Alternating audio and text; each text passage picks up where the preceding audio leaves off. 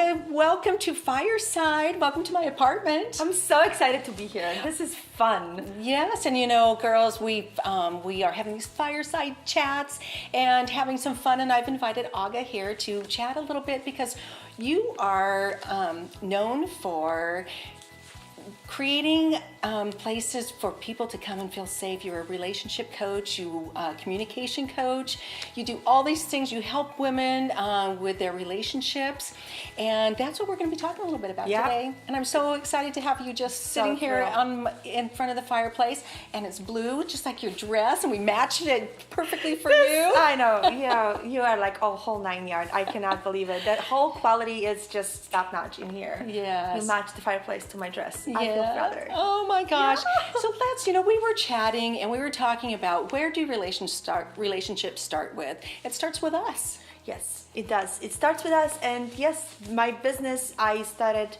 I created Commitment Academy by being in the business of fashion. And I realized that, fashion itself is not going to help women dress them up. I can dress them as beautiful as I can, but they still have issues inside that prevent them from having this fabulous, amazing life that they deserve. Every single one of us deserves amazing life. And I did the research and I started studying extensively, and I realized that I am needed to share the voice of knowledge or experience. I tried everything on myself, and I realized that women need to hear it firsthand. What works, what doesn't work. Right, and you have studied patterns. I do. Patterns of people and their behaviors. And so that's a little bit how you have gotten the experience and started your Commitment Academy. Yeah, so that's true. I realized along the way, because I'm very mathematical, and my fashion was very mathematical. My designs were very calculated. And I realized that life applies patterns and math everywhere, including relationships, including our emotions, believe it or not. And that was fascinating to me. I wanted to find out if this is true, if we can actually find a pattern in human behavior, even though we are so different, even though women and men are totally different. If we can follow the pattern, can we change something in our own behavior to have better results? Right. To create different patterns. Yes, and to identify those patterns in ourselves. Yes. And that's where we have talked that where in your communication, in your relationships, to start with you. Exactly. Start with you, because identifying patterns of other people is easy. But finding patterns within yourselves, like, wait a minute, I do this all the time. Everything something like this arises, I react that way. That is the time that we do not want to put a mirror on ourselves. We really don't, because it's scary. It's scary. It's something that we feel uncomfortable with. It's something that we don't want to face. It's like, it's so much easier to blame other person. You see, I noticed that every time I do this, you react that way. Yeah, that scoreboard thing. That scoreboard, yes. That scoreboard, yes. We do keep scores of other people's behavior, and we keep our score much, much higher. It's like, you see, I do this much for you, but you only do this much for me. Again, you did something against me. So yeah, finding the pattern in other people, it's so much easier. So much easier, and we want to find it. We know patterns exist, but when we try to reverse on ourselves, like, I don't really want to know. I'm not really comfortable with that. I look in the mirror just so I can get out of the door, not really deep inside my soul. And guess what? If we do not look in our own patterns, we cannot get better results, because we cannot change something we don't know exists. Right. Period. Becoming aware of our own patterns. Totally, yes. Yes. And that is, that's hard. Yeah, it is. It really is. It's not easy. It's simple, but it's not easy. Right. Yeah. Right. So where do women start with the communication? Well, what's that piece about? So I think the best way, because we talked about how women unknowingly drive relationships away from themselves. Like they try to.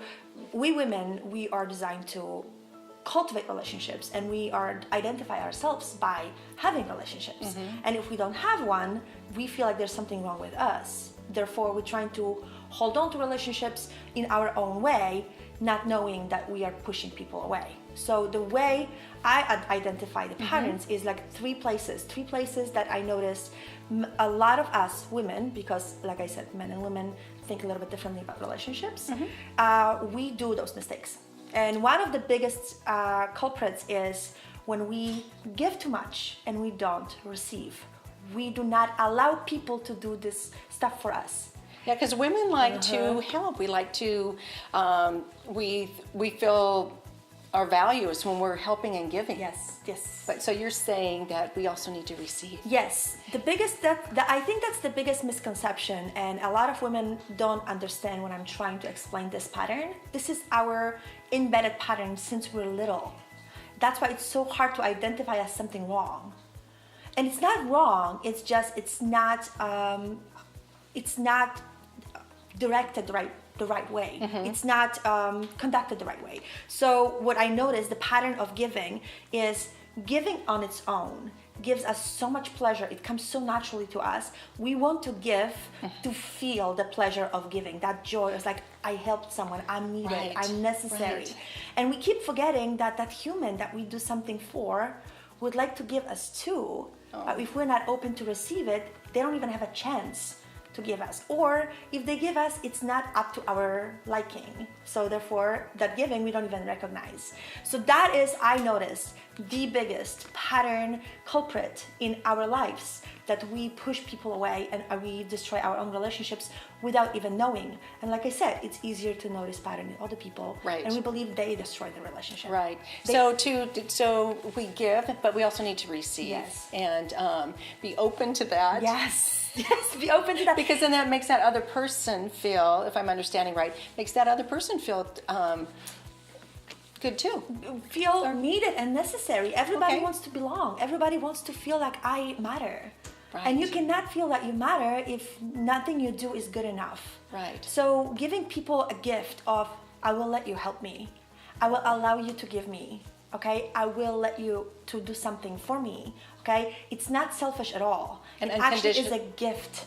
Yes, and to maybe that person. unconditionally Yes, allow that too. unconditionally. Without So- judgment. Right. Yes. Right. So we're just going to move on, and how do you create that safe space? So for that safe person? space is the first step to reverse the engine of receiving. The person who is used to receiving from you, and let's face it, ladies, we talk about scoreboard. That's what we do. We give because we love it, and then we realize we're not getting anything in return, and now we're putting everything on the scoreboard, like at the game, like, okay, point for Karen, point for Aga, point for Aga, point for Aga. You see, I have 25 points and you only have 1.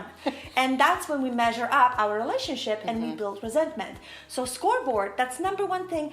Get that away. If you want to do something good for another human being, stop counting up how many times you did it and how many times that other person did not do. Then you stop yourself and be like, wait a minute, if I'm not getting enough, what am I doing wrong here? If I'm not getting enough, it's not that person. I am doing something wrong here. So stop and create safe space and ask that person, hey, I was just curious. Why did you do this way? Why did you create that situation? Why did you make that decision? And when you add at the end, I'm just curious, and truly listen with no judgment, even if you don't like what they say, even if you don't like and you feel defensive right away, the key here is do keep your defense to yourself. Let them give you that explanation, even if it's not to your liking, and say, thank you for sharing. I have to think about it now. I appreciate you sharing. You don't have to give that person opinion on the spot. If you asked, why did you do it? I'm curious. Give them an opportunity to actually share this with you in a safe space with no judgment. That is the key. Because once you have that, now you can react and say, you know what? You're right. Yeah, I didn't see it from your perspective. I would appreciate if you do it that way, and open up for receptiveness. You have to be receiving. Wow. Like, now I can receive from you because I see your reasons. Wow, that is awesome. So we notice your patterns and stop putting on the scoreboard and being open to receiving and creating that safe space. Yeah. Well, thank you for sharing in front of and at our fireside chat. I'm so glad you got to come in and share with the ladies, and it's been really fun. Thank you for coming. Thank you. It was such a pleasure. I'm Yes. so glad I could share stuff with you and your audience.